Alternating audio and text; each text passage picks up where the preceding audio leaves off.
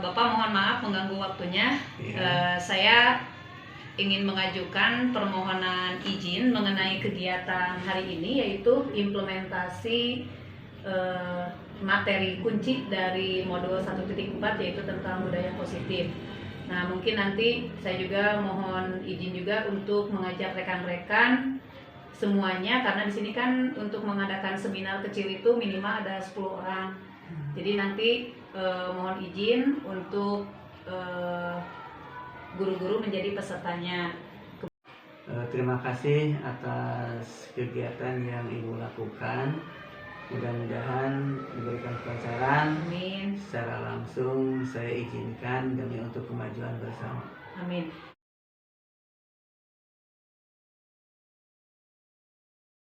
Anak-anak, coba kalian lakukan dulu tepuk semangat supaya pagi hari ini diawali dengan semangat pagi, semangat untuk belajar dan menjemput ilmu yang baru di semester 2. Coba tepuk semangat.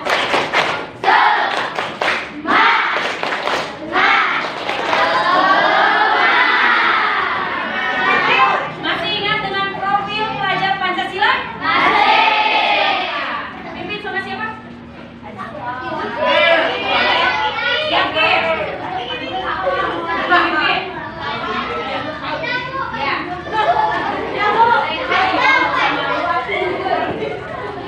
Supaya bareng-bareng. Yuk. Ya, yang tadi. Abang aja 1, 2, 3. 1, 2, 3. Belajar Pancasila, beriman dan bertakwa pada Tuhan Yang Esa dan berakhlak mulia, mandiri gotong royong, berkebiayaan global, kreatif dan bernalar kritis. Dari ke-6 profil itu tentunya kita harus mewujudkan dalam kehidupan sehari-hari ya, melalui sikap dan perilaku selama kita belajar. Nah, dari kegiatan tadi tentunya kita akan coba ingatkan kembali dengan kesepakatan kelas yang pernah kita susun di semester 1. Kesepakatan itu sebetulnya bisa ada yang diubah, ada yang ditambah atau mungkin diganti ya, apabila memang tidak sesuai atau memang sulit ya. Nah, kemudian di kesepakatan kelas itu kita akan kembangkan menjadi sebuah keyakinan. Yang namanya keyakinan berarti sudah melekat erat dalam hati pikiran kalian. Jadi tidak usah harus diberitahu. Mungkin kalau melihat tata tertib atau peraturan, kesannya seolah-olah kita dipaksa, tertekan. Tapi dengan kesepakatan yang pernah kita buat di sini, apakah kalian merasakan sebuah keterpaksaan? Tidak. Karena semua murni usulan dari. Jadi kalian gunakan stiker ini untuk mencatatkan keyakinan kelas yang kalian yakini dan inginkan, dan nanti bisa kita laksanakan sama-sama di kelas kita ya. Bisa kalian rujukannya dari atau referensinya dari kesepakatan yang pernah kita susun di semester 1, atau boleh dengan ditambahkan yang baru ya. Silakan keyakinan apa? Yang jelas kata tidak, kata perintah, kata larangan kita ganti dengan kata lain yang lebih lugas ya.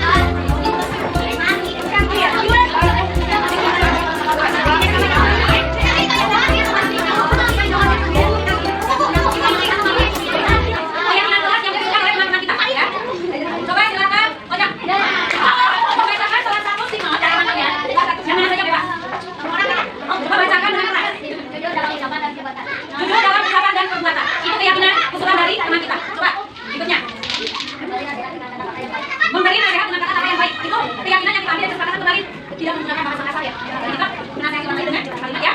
Terima kasih banyak, satu lagi nikmat. Keyakinan nanti dari beberapa teman mungkin ada yang salah ya. Kita bisa ambil salah satu. Kami berjanji tidak akan main-main saat berdoa. Tapi kita tujuannya khusus dalam berbicara sopan dan lembut ini hampir sama saja ya. Menasihati orang lain dengan kata-kata yang baik. Otomatis kita berbicara dengan bahasa ya baik pula. Terima kasih. Nah, nanti kita sebutkan semua ini kita catat. Sebelum nanti kita print ya, ada di kelas kita. Dan jangan lupa tidak nanti bukan hanya untuk sekedar baca, tapi juga kita laksanakan, kita yakini bahwa itu bukan paksaan tapi mungkin dari kita masing-masing. Seperti itu kan? Kita ingin berubah menjadi lebih siap ya. Baik, terima kasih. Keyakinan kelas ini nanti akan kita catat kesimpulannya di kelas yang lain. Sebelum nanti kita mulai belajar.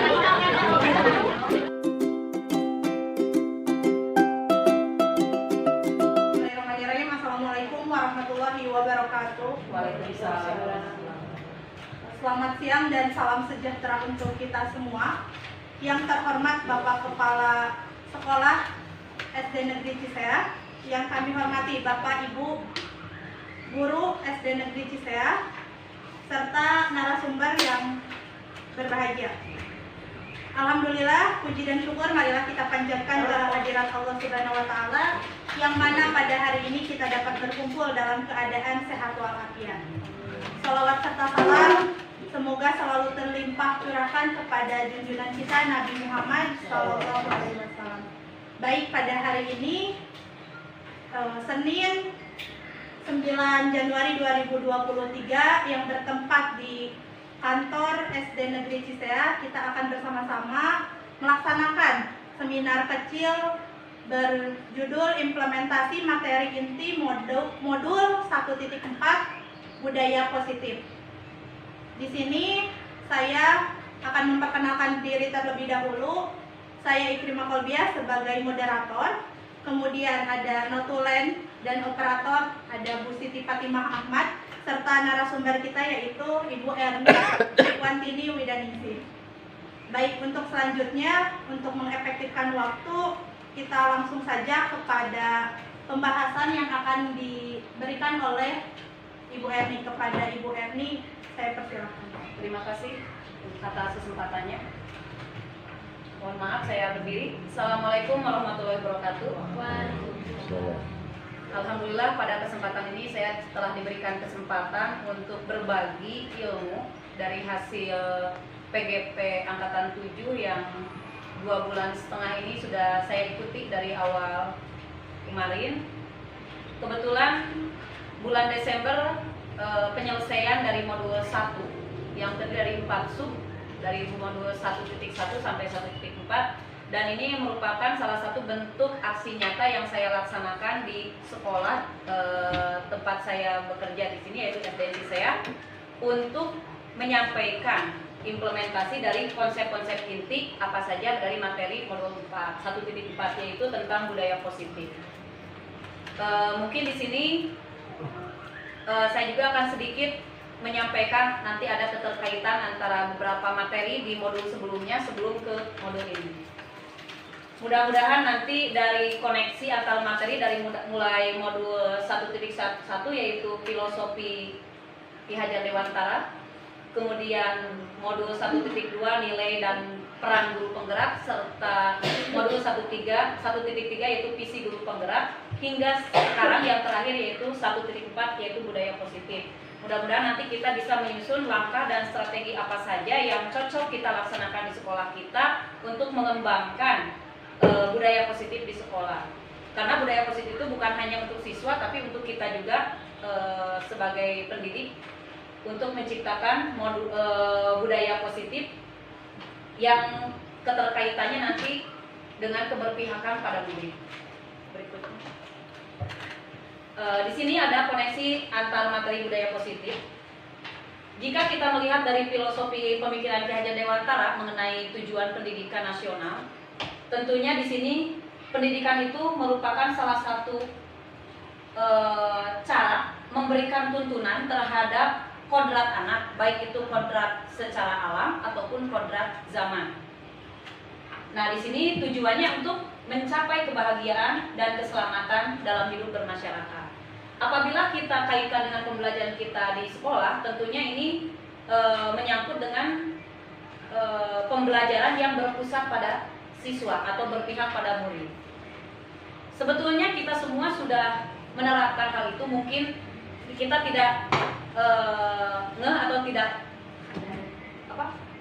tidak respon bahwa itu adalah pemikiran dari filosofi Ki Hajar Dewantara. Tapi apabila kita kaitkan dari pemikiran tersebut, ternyata ini mendukung kita untuk pelaksanaan pembelajaran di kurikulum mendatang, yaitu kurikulum Merdeka Belajar. Nah, dari filosofi ini yang disampaikan oleh Ki Hajar Dewantara bahwa kita harus betul-betul mendidik anak itu bukan hanya sebatas untuk materi secara kognitif saja, melainkan afektifnya, psikomotornya. Ini juga sebetulnya sudah disampaikan oleh Ki Hajar Dewantara. Cuma mungkin di lingkungan kita justru lebih membudaya konsep-konsep dari luar seperti taksonomi Bloom, seperti itu. Piase ya untuk perkembangan anak. Padahal dari Ki Hajar Dewantara juga itu sudah ada, yaitu tentang cipta rasa ya, karya. Nah, kemudian apabila kita kaitkan dengan mode berikutnya, itu visi sekolah. Di sini memang kita harus mengenal dulu apa yang namanya visi, Bahkan sebelum ke visi sekolah, kita juga harus punya visi kelas terlebih dahulu, supaya nanti kita bisa mencapai budaya positif apa yang kita harapkan.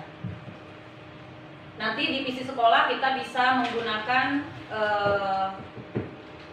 satu manajemen pertanyaan, yaitu dari Bagja, nanti akan disampaikan berikutnya, untuk menyusun visi sekolah yang seperti apa yang kita harapkan. Kemudian berikutnya dari nilai dan peran guru penggerak. Di sini ada 5 nilai-nilai yang harus dimiliki oleh seorang guru, bukan hanya guru penggerak saja, tapi oleh semua guru. Dari mulai 1, mandiri. Mandiri di sini kita mencari ilmu tidak harus selalu setelah mendapatkan tugas dari pimpinan, tetapi kita berkeinginan, mempunyai inisiatif sendiri untuk mencari ilmu referensi untuk kita melaksanakan pembelajaran. Kemudian refleksi, kita harus bisa kilas balik, mencari apa kekurangan, apa yang harus diperbaiki di pembelajaran sebelumnya. Refleksi itu harus selalu dilaksanakan. Kemudian kolaborasi, di sini kerjasama. Kerjasama yang dilakukan bisa antara guru dengan siswa, siswa dengan siswa, guru dengan rekan kerja, atau guru dengan pimpinan. Kemudian kita juga harus inovatif. Kita bisa menciptakan hal-hal yang baru untuk melaksanakan pembelajaran supaya lebih menarik. Dan terakhir, berpihak pada murid. Pembelajaran jangan terpaku pada guru atau teacher center, tapi justru pada student center. Nah, keberpihakan pada murid ini diterapkan dari kurikulum sebelumnya. Hanya mungkin banyak yang belum pas atau mungkin belum maksimal, sehingga masih tercipta guru yang mendominasi dalam kegiatan pembelajaran. Sementara apabila dilihat dari perannya, guru itu harus menjadi seorang pemimpin dalam pembelajaran. Kalau guru sudah bisa memimpin pembelajaran, otomatis guru juga secara tidak langsung sudah mengajarkan anak untuk menjadi pemimpin di kelasnya. Nah, guru juga harus bisa menjadi coach bagi guru lain. Di sini saling berbagi. Coach ini bukan pelatih, tapi saling berbagi, sharing. Kita tidak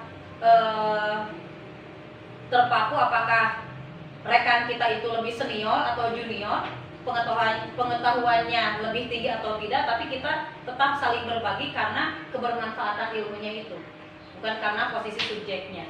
Kemudian guru juga berperan sebagai penggerak kolaborasi, mendorong kolaborasi, harus membantu memotivasi rekan untuk menjalin kolaborasi dalam pembelajaran.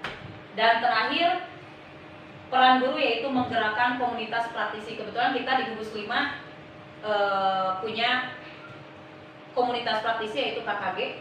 Nah, kita berusaha semaksimal mungkin bersama-sama menggerakkan komunitas kita supaya lebih aktif bukan hanya produk yang dihasilkan, tapi proses untuk mencapai produk itu ada. Tidak mengandalkan satu atau dua orang, tapi kita sama-sama belajar untuk maju dalam meningkatkan pendidikan di lingkungan kita. Nah, di sini apabila kita kaitkan tadi dengan filosofi Ki Hajar Dewantara, bahwa guru itu bukan hanya sebagai pengajar, tapi juga sebagai pendidik yang menuntun pembelajaran sehingga berpihak pada murid. Nah, di sini menuntun murid itu sesuai dengan kodrat alam dan kodrat zaman. Kodrat alam tentunya sudah dimiliki oleh anak itu sendiri. Sedangkan kodrat zaman kita melihat sekarang tentang perkembangan zaman di abad 21 lebih mengacu pada perkembangan IT.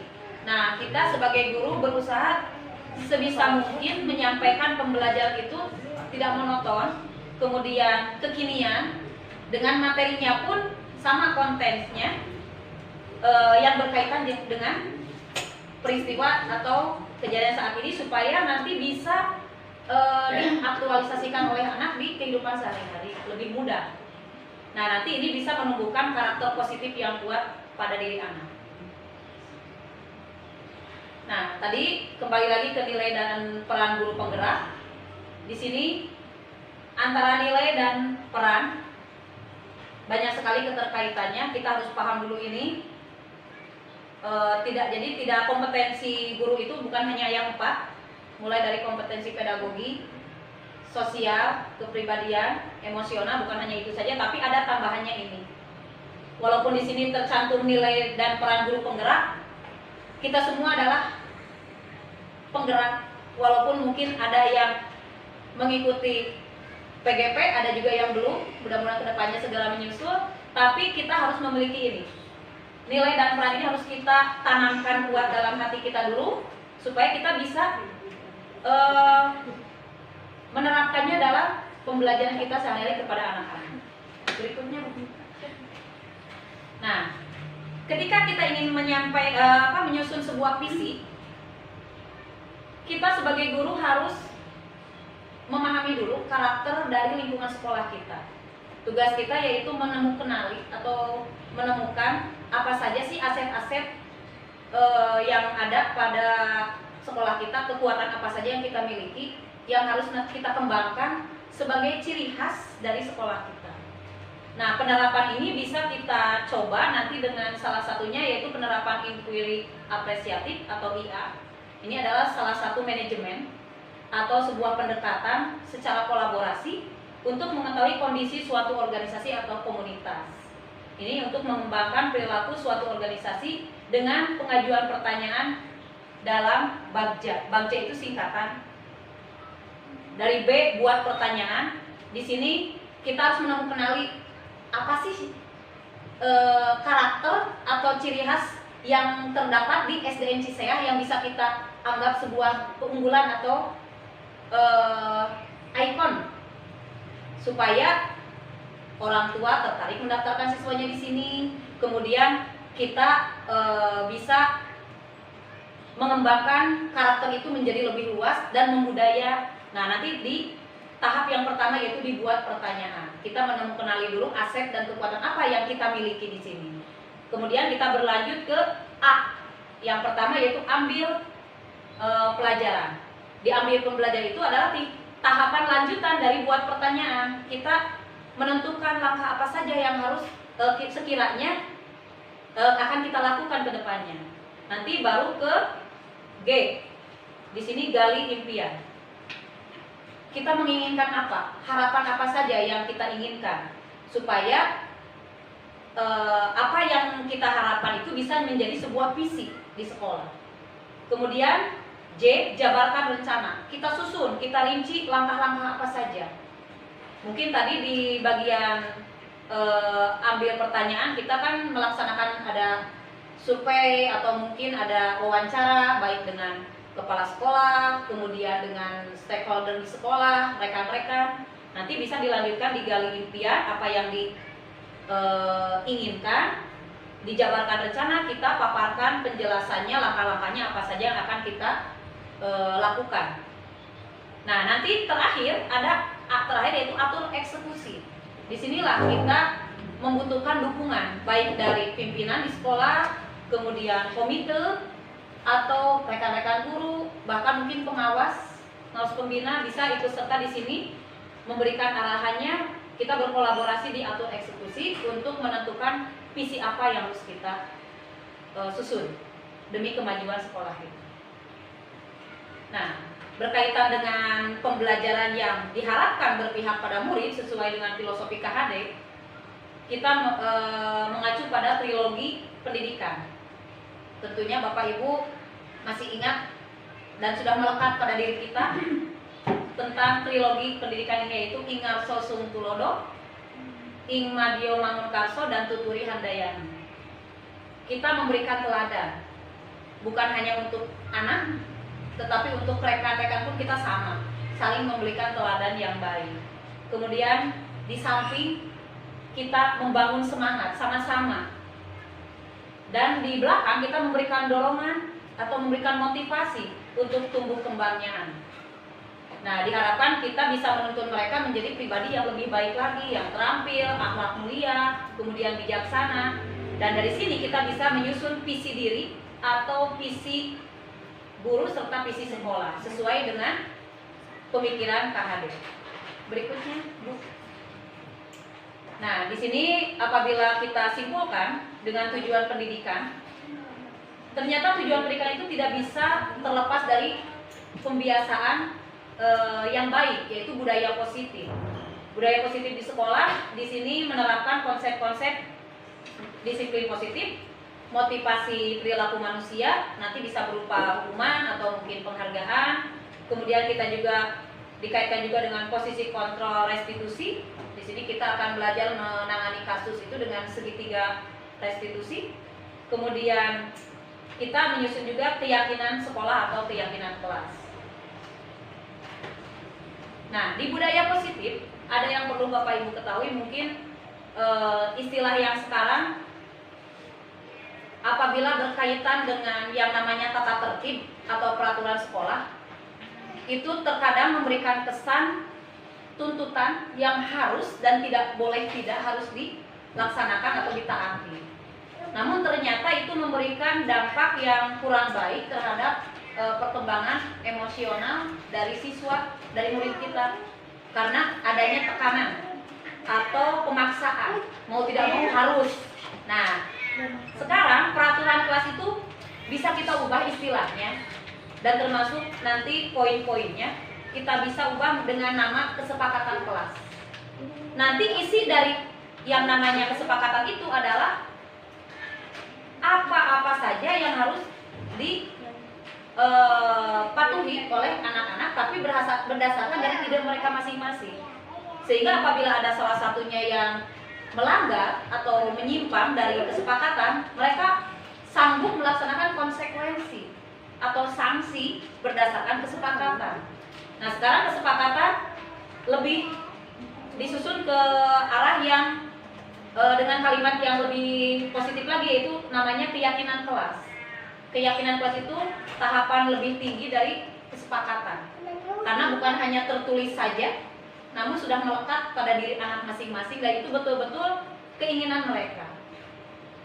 Nah, kalau sudah ada keyakinan kelas, tentunya nanti akan tercipta sebuah lingkungan yang positif, dan di dalamnya ada penerapan-penerapan budaya positif yang kita harapkan seperti yang tertuang pada visi sekolah.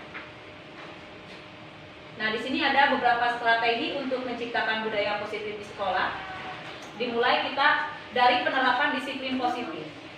Disiplin dalam diri itu memiliki motivasi internal dari dalam, artinya tanpa paksaan, di mana seseorang mampu menggali potensi dirinya untuk dunia berkualitas.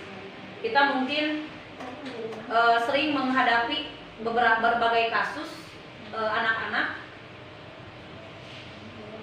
ada yang berdampak positif, ada yang berdampak negatif. Apabila anak melakukan sesuatu di luar dari kesepakatan, tentunya mendapatkan sebuah konsekuensi atau yang namanya sanksi. Dan sanksi itu harus disesuaikan dengan kesepakatan yang sudah ditetapkan. Jangan sampai sanksinya itu berupa tindakan-tindakan yang berkaitan dengan fisik. Misalnya, kalau ada anak yang terlambat masuk kelas, kita bisa memberikan konsekuensi, kita bisa memberikan sanksi, tidak dengan menyuruh mereka berlari di lapangan, karena saat itu kita sedang tidak dalam pembelajaran olahraga. Tapi kita bisa berikan sanksi lain yang lebih mendidik dan tidak menyakiti fisik anak tersebut, karena yang namanya hukuman pasti menyakiti fisik termasuk hati. Kita harus memahami anak juga punya perasaan. Mereka tidak ingin dipermalukan, mereka juga tidak ingin merasa minder karena telah melakukan kesalahan, walaupun kesalahannya mungkin ada yang disengaja, ada yang tidak. Tapi kita bisa memberikan tanggung jawab positif, misalnya dengan memberikan tugas nanti di jam istirahat, tugas tambahan untuk mengisi jam yang terambil tadi karena terlambat. Kecuali apabila anak tersebut terlambatnya pada saat pelajaran Pak Jajang, PJOK. Mungkin Pak Jajang bisa menerapkan lari di lapangan, hitung-hitung mengganti kegiatan pemanasan yang terlewat. Karena teman-teman yang lainnya sudah melaksanakan, itu mungkin sesuai. Karena kegiatan fisiknya ada pada jam kegiatan olahraga. Nah, kemudian berkaitan dengan disiplin positif, kita terkadang memberikan apresiasi yang baik terhadap anak yang berprestasi. Itu sebetulnya kita sudah menganggap lumrah kalau memberikan hadiah. Berupa pujian, itu sudah biasa. Wah, kamu bagus, kamu hebat. Tapi ada satu saat kita memberikan sebuah produk berupa bingkisan atau apa, maksud kita hanya untuk menyemangati. Tapi ternyata itu tidak terlalu berdampak positif. Justru pemberian reward atau penghargaan itu justru akan melemahkan. Karena apa? Nanti kita kaitkan dengan motivasi. Ada anak yang memang mendapatkan berprestasi itu, ada yang tujuannya ingin mendapatkan hadiah. Tentunya itu tidak murni dari hati mereka. Ada yang karena takut mendapatkan hukuman. Tapi ada juga yang betul-betul murni, mereka bertanggung jawab. Nah, yang kita harapkan justru anak berprestasi, walaupun kita mau memberikan bentuk penghargaan berupa barang atau apapun, tapi justru motivasi itu muncul dari dalam diri sendiri, bukan karena ketakutan karena hukuman ataupun ingin mengharapkan sesuatu dari kita sebagai guru. Nah, mungkin di sini jadi kita menerapkan konsekuensi, istilahnya bukan hukuman tapi konsekuensi atau sanksi, itu harus disesuaikan dengan kesepakatan dan disesuaikan dengan kesalahannya. Jangan sampai kesalahannya kesiangan tapi hukumannya membersihkan WC atau apa, jadi tidak mendidik, justru akan menyiksa fisik dan psikis anak. Kita lanjut ke